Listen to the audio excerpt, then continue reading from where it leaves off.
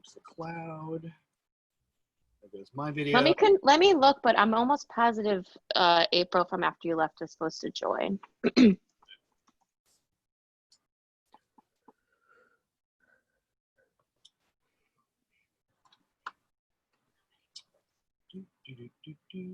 going Facebook Live. There's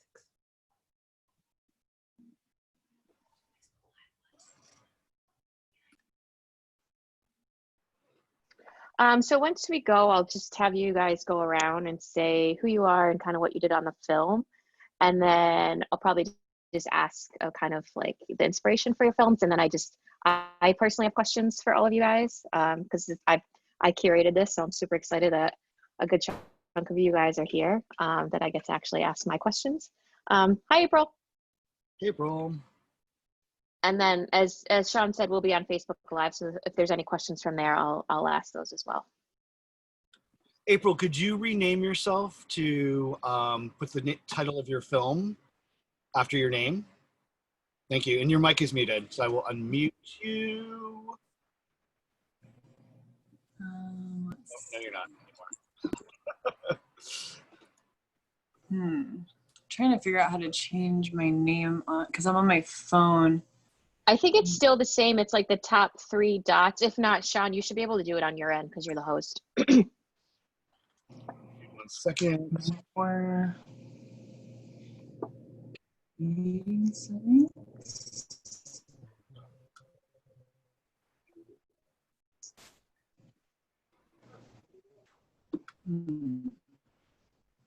I don't see the option when I click name change. Okay, I can do that for you. Give me 1 second. All right, Facebook is set up and ready to go. Boop. And it's My World and Yours. Yes. Yes. No, After You Left. Oh, After You Left. Yep. Okay. I was actually looking right at My World and Yours while I was saying that. So should I keep my mic on mute, right, until I'm answering a question, right? No, I mean, I feel like we can unmute everybody since there's only a few of us sort of involved. Unless you want to mute and then come back in, you certainly can. I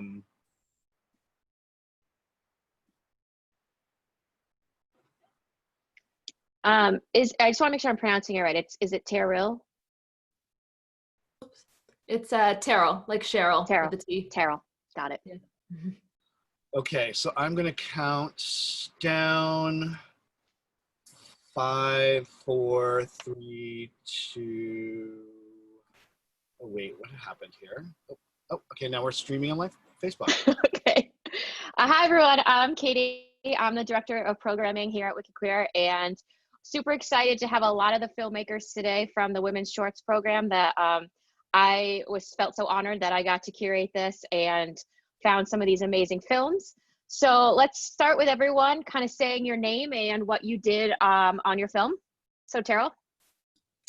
So I'm Teryl Brouillette, and I am the filmmaker behind the Conrads. The Conrads was a solo endeavor, I guess, that sort of came about because I moved to a new country and didn't know anyone and was sort of stuck at home. My partner went away on a trip for 2 weeks and I had nothing to do, and I was like, I'm gonna make a film. So it was a one-woman show.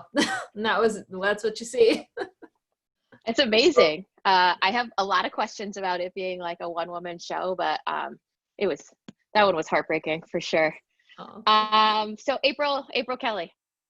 Hey, yeah, I am April, and Treacle Treacle is my very personal story. So I wrote it and was in it, and my production company produced it, and that's why I'm here. So thank you for having me. But it's a very, very personal. So yeah. You're welcome. Jennifer. Oh, you just have to unmute your mic. Fantastic. Hi. I'm Jennifer Malmqvist from Sweden, and I'm the director and co-script writer of My World and Yours. And I was approached by a script writer called Figge Helene, who wrote this romantic exile story, and that was really touching. So we wrote it, and I also talked with a lot of people before that. I made a previous short film on a similar topic. So that was how it started. Amazing. The film was absolutely beautiful. I loved it. Chateau, God's Gracie, one of our only few comedies that we ever get submitted. So I'm like, when I find female comedies, I'm like, yes. Yeah.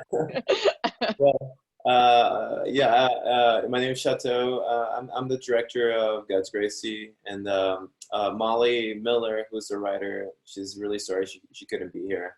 And I'm really bummed she couldn't be here too, because she's the one that wrote this story. It's based on a lot of things from her own personal life, and I partnered with her because it attracted to me, because it talked about a lot of things that dealt with my own past religious experience, as well as my own sister went through a very similar experience as Molly. So it was good to have a little touch of humor with something so Definitely. Yeah. And the other April from After You Left. Hi. So I wrote and directed After You Left.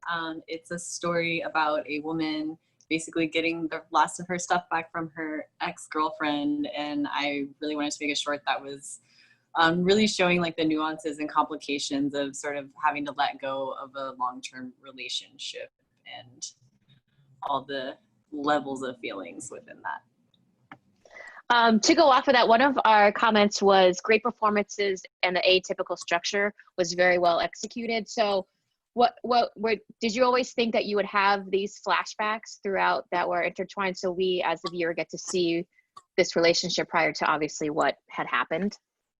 Yeah, I really liked the idea of telling it through flashbacks instead of a super linear thing, because I feel like when you are going through a breakup, you are sort of like reliving every part of your relationship over again, like as you come to terms with the fact that that's not your life anymore. So that just felt like a natural way to tell the story, and also a dense way to tell it in a short amount of time. Yeah, and I also loved kind of how you even shot some of the flashbacks, and especially with those very few seconds of those tight shots on both of their faces. So it's just like how they're looking at each other, and then you kind of get back into reality. I really liked a lot of the cinematography. What were your choices with those? Yeah, so I had a great cinematographer. Her name is Andy Obarski, and yeah, I just really wanted to capture those moments that are small and maybe feel insignificant at the time, but when you look back on them, it feels like you're like, oh my God, those are like the little moments that life is made up of. And I liked the direct to camera. I knew that I wanted those to be in like a slightly slower motion and to be very visceral and textured and detail specific, but like fleeting, like a memory would be. Yeah, and even like the details of the back of the neck when they're laying in bed and stuff, those are absolutely great. Other April, you said this is a lot of based on your life, and we as the female programmers really get excited when we don't get a lot of bisexual films, and I know that's just always a problem as far as representation and proper representation. So this is one of the comments from one of the programmers who selected this. The conversation in the car at the end made me tear up because it totally has a point of how bisexuals are received in the world, not really knowing how they fit in and what their social standing when it comes to friendship and romance. So I guess what were your feelings as far as wanting to make a bisexual film and how your character was represented?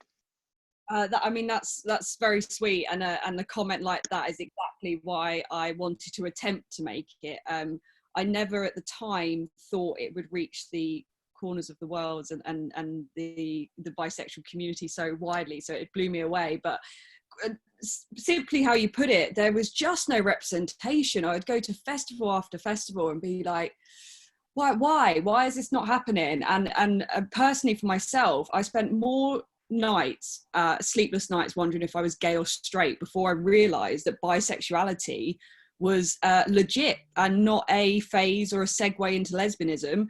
And I was like, oh, okay, this is great. And then I didn't want it to be about the individual's discovery of their sexuality, because I'd come to terms with that. The thing that I hadn't come to terms with is how from experience and conversations that bisexuals, and I don't mean to be tarnishing a brush over everyone, so primarily my experience, are very disposable. And I think because there's this ambiguity within this sexuality, friends, after they've had one too many drinks or whatever, feel it's appropriate to step over the line. And what you see in that car scene is everything I've never been able to say when I've been put in that position. So I was like, if I was to write a film, what would I have actually and yeah, that thing was it. Yeah. And what about the other lead actress? You guys, had really great chemistry. We had another comment just about how the friendship seemed really genuine between you two, and you guys had great chemistry on screen. Did you guys work together prior, or? No, so we shot this play. I'm in London, and Rosie, director, she's incredible, and I'm gutted she can't be here right now. But no, me and Rosie had one gin and tonic, and sat together, and I said, oh, I'd really like you to write or direct, because she had previously done a short film that I saw in BFI Flair, and I was like, I've got to work with this woman. And then by the end of that one G&T, I decided I was going to write it, and we were going to shoot it in LA. And we did as much planning as you could plan from a different country, and then just thought we need to just get out there. So we had a couple of other lead actors lined up, but they were slightly bigger names. So, one fell through, the other fell through. We landed in LA with no cast, no crew, no location. And Ari, we did 8 chemistry reads just off of self-tapes, and Ari was the penultimate person. And no, I'd only known them 5 days. And what was even more wonderful is once we started to get to know each other, our director Rosie, we did couples yoga, and then she gave me some money and just sent us off in the car, which is in the film, because we had that for a week before. We went to Six Flags, and Rosie gave us that questionnaire of what couples questions to fall in love. And what the cherry on the cake is that Ari is actually very queer and non-binary. So it was wonderful to see someone like that be able to play straight as well. And oh my God, they're my best mate now. Honestly, I really lucked out, really did. That's amazing that you just came here, had no crew cast, and like your final product is awesome. You're welcome. With Jennifer, with My World and Yours, it's very hard to have a 30-minute short film, and it did not remotely feel like 30 minutes. It was like 30 minutes had went through, and I was like, it's over. I was like, I want this to keep going. I need to know where this goes. I need to know if they get together. It was just so heartbreaking to see Sham and everything she has to go through, and then, having the girl back home. And specifically with the interview scene, I just felt like there were so many layers to it of how she was being interviewed, the whole translator part, and then Stella being there and them having to keep quiet. So I guess first my question would be just specifically about the interview scene, and just overall the story was just beautiful. Great, thanks. I think that the interview scene was there in the script that I read first, and that really caught me because it's such an interest. I talked already to a lot of refugees without documents in Sweden before that, with gay refugees. So I knew the situation, but I'm gay myself, and I thought that it's always hard to explain or show how much that it's gonna sound really what do you call it, tacky now, but how much love really means to someone, and to be able, and how that can get to you, and so how do you show that in film to someone that is not, hasn't never been in the situation. There's so Mhm. much things going on, so you need to build up the story to that, and you know, to know what's going on, but also the fact that Stella is there, the one that she's having this passionate love affair with. I think that makes the scene what it is to anyone without Stella being there. I mean, in reality. So Yeah. I think that's like the I don't know, the the thing with that scene. Sorry. No, I totally get it. And just even when she had to, like, they're asking, like, do you love her, you know, her girlfriend back home, and it's just like, and then the shot just on Stella's face when, you know, she has to say it, and it was amazing. I mean, it was hard. Like the 30-minute format, it's strange because you kind of get into it and then you have to leave. This is short. You open the window, you see the world, and you close it, and everyone is happy or sad, but you know you're there. But with this, it's really tricky. And the editor, Olivia Nordgaard Holm, she really you could almost call her a co-director, because we had so much material from that scene in that office, because there were like non-professional actors, like one Deschamps is non-professional actor, and so we had 2 cameras, and I never want to do that again, because you get so much material and it's great, and then you end up being crazy, you know, like I don't know, you know, and you have to cut away stuff, but you have to show this, you know. So and it's complex, of course, but with all the information that you want to be in there, but for me it became a story like between passion and loyalty. Has to be loyal to the ex-girlfriend that she hasn't broken up with yet, because she can't, because she's left in Palestine and she doesn't want to leave.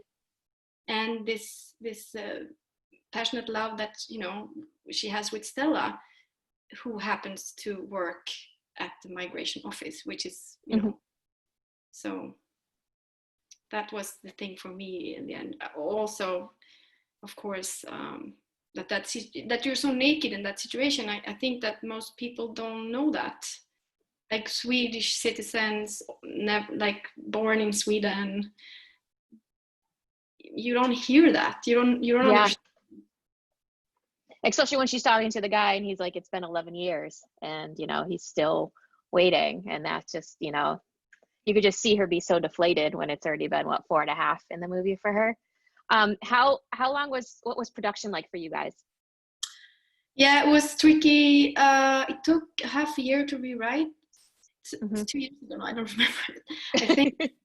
And then, we had to change producers and stuff. But then it went too quick. Like it was too quick, like a pre-production.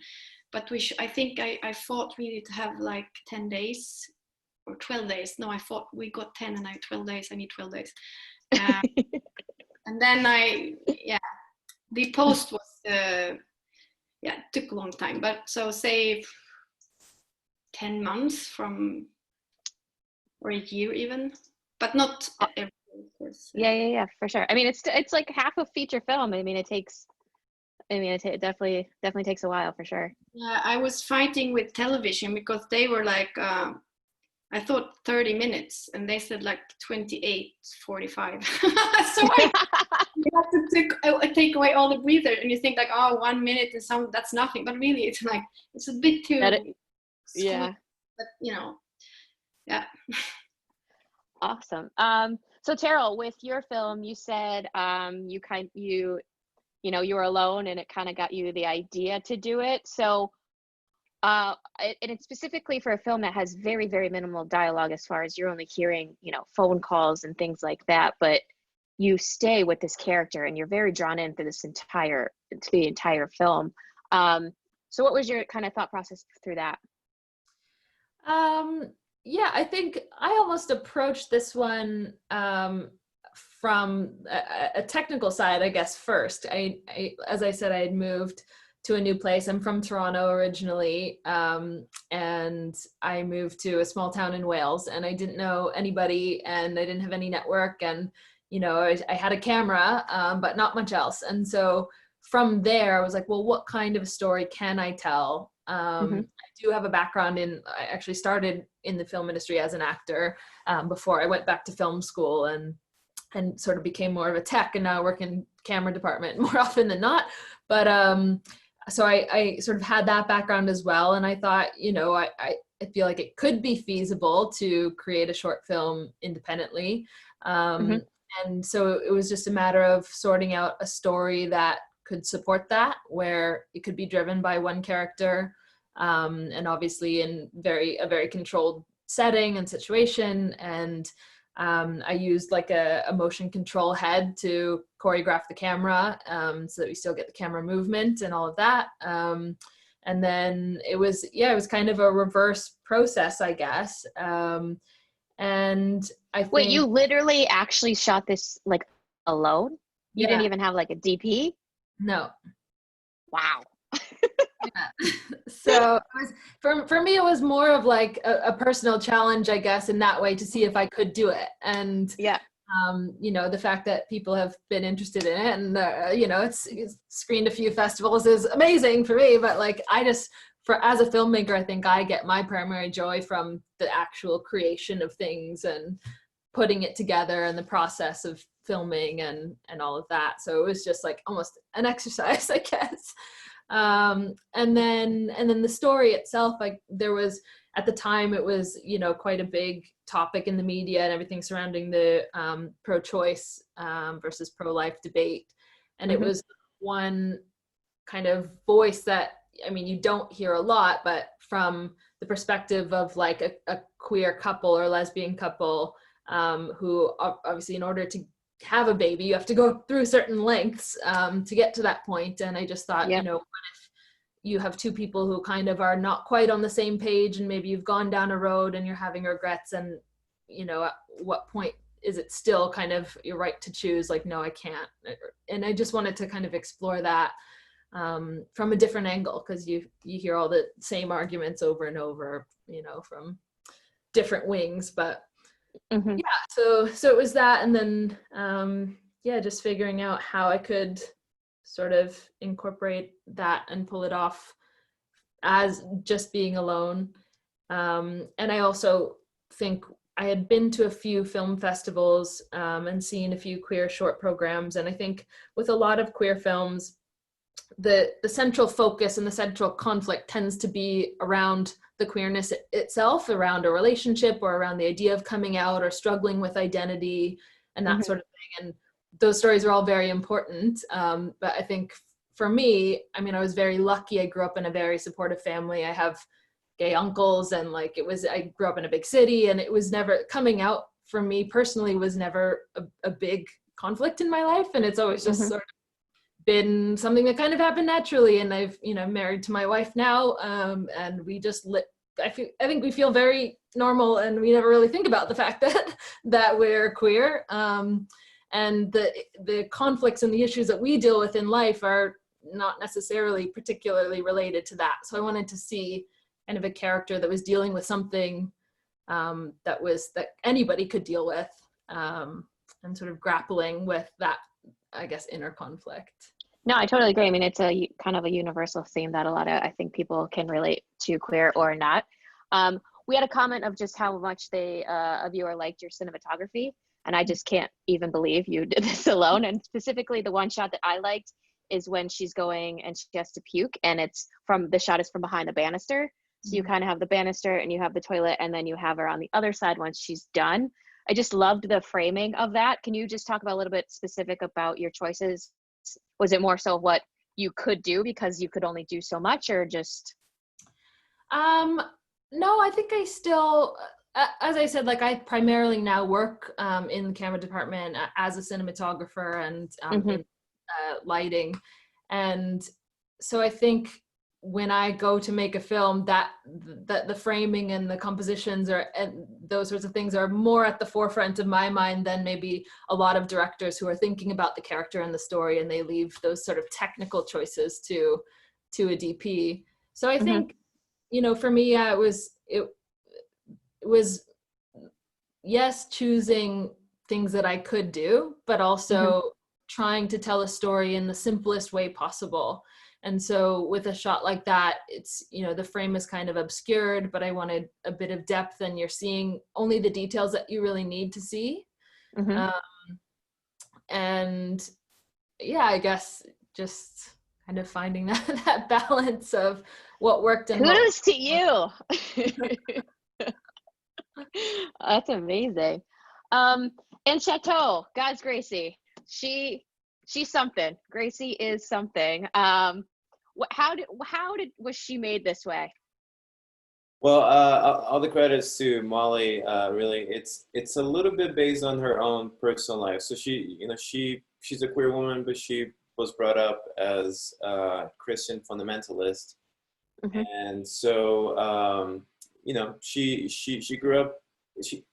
The whole movie is literally a conversation between her younger self and her older self. It's kind of a bummer she's not on to talk about that, but yep. When I read the script, it really spoke to me, just because I saw a lot of my own sister and her struggles as we grew up. Like, we grew up religious, and coming to terms with your sexuality, but also come to terms with your own your own faith is like something that I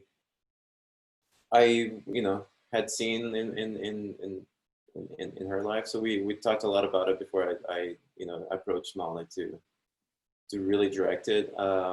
But yeah, Gracie, I think it's that character that she's 12. She still doesn't really understand how the world works, and we thought it would be like an interesting place to come at to approach all of this. Like, how do you approach somebody that doesn't understand anything about politics or about what the world is, but is just trying to help people and coming to terms with her own faith that way. And so, how did you find her? She was absolutely amazing. The girl who played Gracie.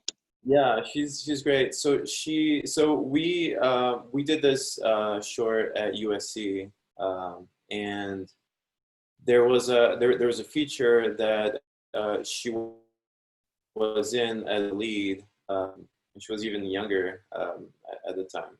I was like, when I saw it, I was like blown away. It was just like a student feature, so it wasn't like a huge movie or anything. But yeah, she was really amazing. I know. I mean, she just held it. She held it through the entire thing, and to have that young of a lead, and also just having it, as you said, from a different perspective. Usually, you have these religious parents who are throwing this out on people, but now you have a child who's kind of putting her views to the world, and then kind of coming full circle and just having her cross out homosexual in the Bible, I think was just, it's a funny story, but there's also it's very poignant, the ending, I think. Yeah, I think it really speaking to Molly and coming, like, speaking to how she came with her own terms of like what her faith is and what her sexuality is. I've seen like so many of my friends, like I and my sister including, like I was raised Mormon, so there was always that that faith identity. It comes in early, and I served a mission as well. So for 2 years, speaking to people, and it was during that time that I actually came to realize that that it there is like a it doesn't mesh as well as people that don't struggle with their identity think it does. So I think we wanted to talk about that that conflict in a non-judgmental way, if you could say that. I think there's a lot of hypocrisy in religion, and when it comes to terms with that. So the purest possible person we could find that actually was coming, from that angle, trying to help people and not really trying to judge people, if that makes sense, and how that changes. I love the line when he was when she calls the pastor or priest, and he's like, I can't baptize you again. Yeah. There are a lot of like little I guess Easter eggs, you could say, like from like Molly's and my personal life. That we want to pepper in. but yeah, I think it was like a good exercise for me to also just try to put everyone's experience in the crew. Like our again, it's weird like that I'm here by myself talking about it, because it was really like a crew effort, and a lot of the crew there, they were either queer or either had gone through like similar experiences in terms of their faith. So it was good to put all of those experiences up on the screen. Awesome. April, from After You Left, I want a little bit of a backstory of why did she cheat? Because she seems like she regretted it. So I would like to know what happened, because we only get that glimpse from the shower scene, and that's kind of all we know. Yeah. So, I mean, I feel like cheating, first of all, it's not like rare, right? Like so many relationships and like that, so many long-term relationships, and I think it's so much deeper. Like the reason I didn't want to reveal that till the end is because I feel like it's so much deeper than like, oh, they fucked someone else or had sex with someone else or whatever, and it's just that simple. It's like, I think when you look back over a relationship that ended because of that, it's like there were things that maybe each partner's needs weren't met, or things weren't, there was something missing that maybe it got comfortable, and, and that happens. And like, yes, someone will do that, and that character did that, and it is wrong, and she feels bad about it. But there's also like so many other layers of I think that character is finding herself, and she doesn't know what she wants, but maybe she needs to like fall flat on her face to pick herself back up again. And that's what I wanted to communicate in the last shot. But as far as like the specifics of why she cheated, I don't think she knew why, and I don't think she planned it. And I think it was a thoughtless, immature act that she then had to grapple with, like, and look in the mirror, which she doesn't do until that last moment, really. So it was, it's really just supposed to be about like her growing, but still mourning this life that she really loved. For sure. Complicated. Relationships are complicated. Yeah. I'm like, I got that in 9 minutes somehow. I don't know. Especially with women. Oh my God. Yeah. Because I feel like it's like with the queer women, it's even, in a sense that person can become like your family. Like you invest so much in, so it's really rough and complicated. And I feel like lesbian breakups can last like forever, like half a year, who knows? And that's what makes it more complicated, right? Because in that story, it's like they're moving out and this woman's like engaged already, but it's like, why do you still have your stuff? And there's this like clinging on and not letting go that just draws it out, and it almost makes it worse. For sure. April, Kelly, one of the lines is, if I was a woman, you'd see me as a lesbian. If I was with a man, you'd see me as straight. And I feel like that's actually what a lot of people think of bisexuality, that there isn't the in-between. It's like really dependent on who you're with as a partner. Can you talk a little bit about more? Because I think that personally resonated with me. Yeah, because I spent a lot of time working out what I was trying to articulate. Like, why have I never been able to call someone out? If they hit on you, if they try and kiss you, why have I never been able to articulate it? So it came down to the point of what I should be saying is, if I was a lesbian, you wouldn't be doing this, and if I was a dude, it would be a problem, because that's you the one night stands with a dude is quite common, but then I always find that because I'm bisexual, I can see the cogs turn in a girl's head that kind of think, well, that means she's not like fully gay, so it's kind of all right if I just try this. And it has happened to a lot of my queer female friends as well. But again, just thinking, personally, that's where that came from. What was your question again? Sorry. No, love the answer. My other question was the line in the film when she says, if I'm with a woman, people perceive me as a lesbian. If I'm with a man, people perceive me as straight. And Yes. just kind of how a lot of people do perceive bisexuality that way and not actually as being a bisexual. That's a very good question. Wish I'd answered it. Sorry. Yeah, and I'm guilty for that. If you walk down the street and you see a guy and a girl holding hands, you think hetero, and if you see two girls or two guys, you think gay. Why does no one think about the bisexuality? And look, if I'm not even there yet, how can I hope that the rest of the communities are there? From my world and perspective, all I can do is keep flying that flag as high as possible and continue to tell bisexual stories where possible. It's funny because I think Jennifer, you were saying about when you had to maybe lose a minute for TV or something like that. I really wanted this film to be under 15 minutes, because as a producer, on the whole, if your film's kind of under 15, it's easier to program in short festivals. And they humoured me, the editor and director humoured me, and presented the film that we have, which you guys have, and a 15-minute version. And losing those 3 minutes actually changed it to something which I wanted to be a bisexual story about Belle, to Jesse's coming out story. When that's not the point. We're not discussing or querying Jesse's sexuality. What we're questioning is, at the heart of this is a buddy film, and let's deal with that implication instead. Amazing. Jennifer, if I had to ask where Sham and Stella are now, where do you think they are?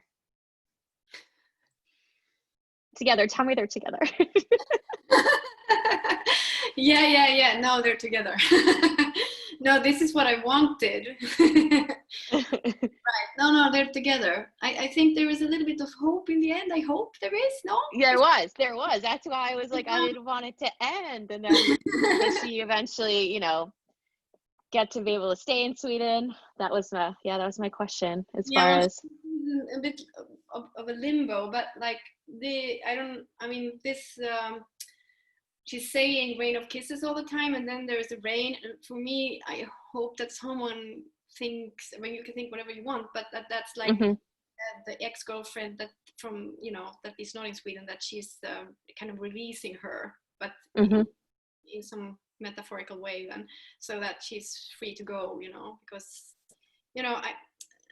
I'm together with an immigrant myself, but that only from Poland, so it's not so far. But anyway, like you always have one foot in the other country, so it's hard to kind of let go, I guess. No, for sure. And I think you definitely portrayed that with her, on the phone and having to leave and kind of portraying her life one way. And then obviously Stella didn't know her true life and kind of having to keep that to herself, and then everything kind of imploding. It was difficult. For sure. Because the previous short was no dialogue at all. So, and this is so much dialogue, which is it's very hard, I think. But the scene in the tunnel when she speaks to her ex-girlfriend became my favorite scene in the end somehow. And the sound editor, he shifted from like phone call voice to that she's in the room, or here. And it's, I don't know, I know. I noticed that. I like that scene. Yeah. Which is like in between, but with the phones and with the internet and all that. Like you're there somehow, but you're not. Yeah. That was awesome. No, they're together, right? Happy ever after? Okay, great. Thank you. Thank God. Tara, I'd love to know the kind of the backstory with the characters of how long were they together? Why was she unable, I guess, to tell her true feelings to her partner? And then where did you see it going? Because we're left with, she came home and now your character's in the bathtub and she's like, oh shit, where do you see them now? Yeah. I guess the backstory, I think I have a few friends who have, gone down the route of having kids through IVF and through other fertility treatments, and having known them separately, and having known that, you know, previously one was never very keen on having kids, and obviously in a relationship, a long-term relationship, that is a big potentially deal breaker if somebody wants kids and someone doesn't. And at some point you have to make the choice of whether, you know, who's gonna kind of concede on that, or the relationship won't work. Yeah. And, you know, I think I just wanted to explore kind of how far somebody might be willing, or not willing, but like would get down that road of thinking, yes, it's fine, we can do this, we can do this, we can do this. And then when you really are left alone with that kind of thought, and, you know, her partner goes away for the weekend or for a couple of weeks, I guess, in this case of this film, you're there just with yourself and your own like gut feelings around it. And would you make a split-second decision just knowing that it was not the right thing, that you couldn't go through with it? I know, I thought she was going to come back and get her phone, but then she came back and just got the keys and she didn't see the text. You're like, oh my God. Yeah. So, I mean, the idea being with these two characters, they had been married maybe for a couple of years, I don't know. But yeah, had gotten to that point where they had obviously agreed that this is what they were going to do. And, you know, one person was not on that same page. And it's such a life-changing decision that it might be one of those things that at the end of the day, you can't compromise on, you know, if you feel like you can't be a mother, or you don't want to be, or whatever. It's, you know, you can give and take in a lot of things in relationships, but I think parenting is such a huge decision, that, yeah, what if you got to that point and you've gone through everything to get pregnant. Yeah. At the end of the day, you look yourself in the eye and you just think, I can't. So where do you see them as a couple today, if you had to guess? Yeah, I mean, I actually, I mean, the ending is the way it is because I don't know where you go from there, but I think it's sort of open to interpretation, of like, obviously you've got to move forward, and one would hope that if a relationship is meant to be, I don't know, that you would work through those tough things. But I could also see, like, if her wife, if Cammie came home and that was something that they had gone through so much to try and do, and she had just kind of made the decision on behalf of both of them to end it, that could be a potentially relationship ending decision. I would say so. It's so tough. And one of the things I love about films and art is, like, that doesn't have to be a clean answer, and it's complicated, and it's like there's no right or wrong answer there. It's just when you want to. No, I just need to know everyone's happy ever after. Everyone's happy ever after. They're still together, and it's a great love story. Okay. Great. Chateau, we had a comment of the set design and art direction and how some of the viewers really loved it. And you said this was shot at USC. Did you have someone specifically doing that, and whose kind of vision was all of that?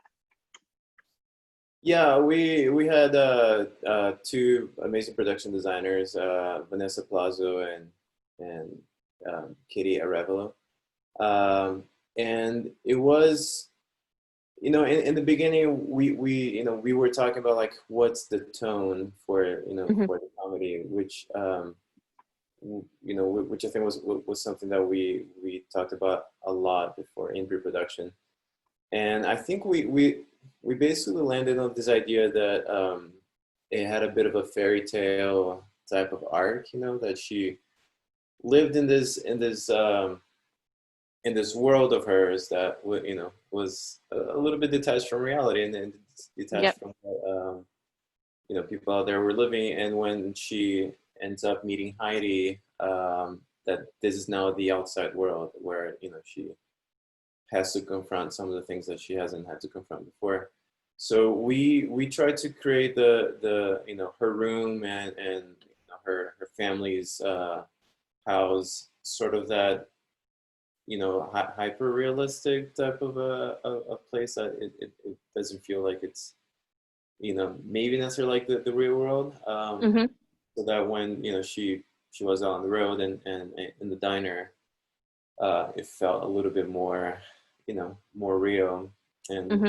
we try to do the same thing with the camera work as well. But yeah, the production design to try to make her, it was a short. We also because we were doing this through school, the short had to be under 12 minutes. So we were trying to pack as much visually as we could. So when we did her room, we just like, all right, we just need to show a little bit of where she's coming from. Yeah. As much as possible. So it was fun. It was fun doing that. It took a lot of work, but yeah, I think we're quite pleased with her room. Whose house was that you filmed at? It was just like somebody's house that we found. Yeah, we just a lot of it was really bringing in as many props as we could. And I love the matching bathing suits. That was all Molly, and I think one of the things that Molly was adamant about the whole time was like, having a jacuzzi be part of the story, partly because we like how the word jacuzzi sounds, so we wanted to put it in there. So making that sort of like the symbol of the symbol of sin, I guess, in her world before. This was kind of fun. So we had to find a jacuzzi, and everything fell into place after that. Awesome. Do you guys have any questions for each other? I don't know if you guys have seen the entire program or not, but just wanted to give you the opportunity if you guys have any questions. I was just going to say, April, I saw your film at Holly Shorts. We're in the same program. Amazing. Loved it. Thank you so much. I'm glad we could bring you guys together again. So, do you guys want to at least, tell the audience what you guys are doing next? Hopefully continuing making queer films for us, but I would love to know if you guys have anything in the works. I know obviously right now is a little tough time as far as filming and stuff, but if you guys have anything in the works at all.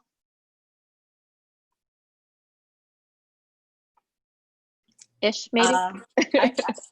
I can go first. So I am trying to plan a short for, whenever we can film again. I'm doing the AFI directing workshop for women, so I'm making a short through them this year.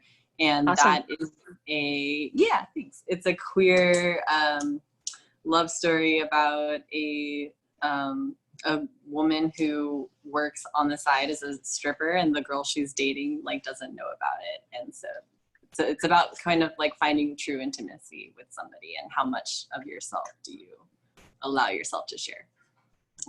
Well, send it my way when it's done. Anyone else? Do you guys have anything in the works at all? Yeah. I'm doing a non-queer documentary about three sisters whose mother took her own life and was not, how that affected them. Mm-hmm. And then also I'm doing a feature. I've written a script. I have to write the final draft, and it's about it's queer, two women together, and how gambling addiction affects the relationship. I guess. Awesome. And that will be filmed in Sweden? Yeah, Swedish film. Well, send it my way when it's done. Cool. I will. I didn't get to see anyone's short because it was written that you can always you can see them only in US. Right. Yeah, we had to. Yeah, to unfortunately geo-block it to North America. Yeah, same. I didn't get to see anyone's either for that reason, but if anyone's got links, I'd love to see them. Yeah, exactly. We can send y'all links.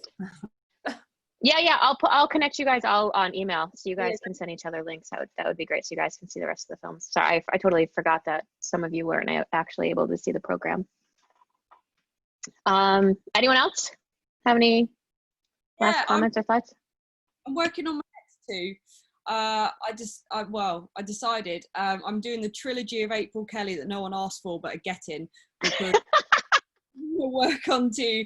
So yeah, Treacle's very much bisexual, queer, and then the next is touches on some queer elements, but is also about friendship and mental health. And then the final thing is purely a mental health, bipolar disorder, which I have myself, and I'm the ambassador of Bipolar UK here in the UK. So I want to try and give a bit of a voice to the other bis. So it's a bit like the Mighty Bis, which is cool. Nice. It's going to be on Amazon Prime from the 23rd of September by Visibility Day. So that's, you know, that. Send me an email to remind me, and then we can put a little shout out to it for sure. Chateau? If anyone needs for programs for upcoming films, let me know. If I can be honest, I've been directing some commercials to try to pay the bills. For my student loans for film school. But I'm also writing. I'm writing a feature based on my dad. He's a diplomat, and when he was stationed in India, he had to deal with. I'm from Brazil originally, so he had to deal with some helping, basically like women that would come to India and would come in, to be models, and then they would actually end up like in sex trafficking situations. So still started researching and talking to him about that experience a little bit, but more or less what I'm doing. Awesome. And then you hope to film that sometime. I hope so. I mean, we'll see when the funding comes and everything else. Yeah. Awesome. Well, I appreciate you guys taking the time to chat today. The women's program is available till 11 p.m. tonight. So if you guys haven't checked it out, please check it out. Thank you guys so much for, talking with me today. And I'm so glad that some of you submitted the films. I think I've seeked some of these films out to really put this program together. And I will send it send you guys links so you guys can actually see the program. But thank you guys so much. Thank you. It's very nice to meet you all. Enjoy the rest of your Sunday. Thanks for programming us. Bye. Bye. Bye.